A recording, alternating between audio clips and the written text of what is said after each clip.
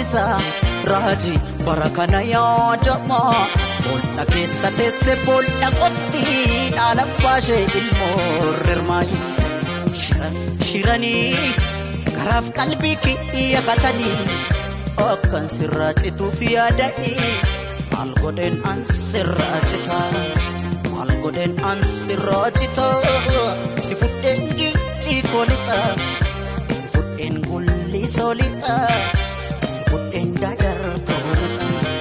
si fudheen shaallaa koolixaa si fudheen shukuuteelixaa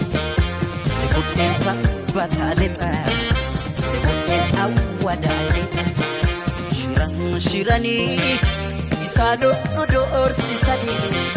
akkan sirraa cituuf yaadanii maal godheen an sirraa citaa maal godheen an sirraa citaa si fudhee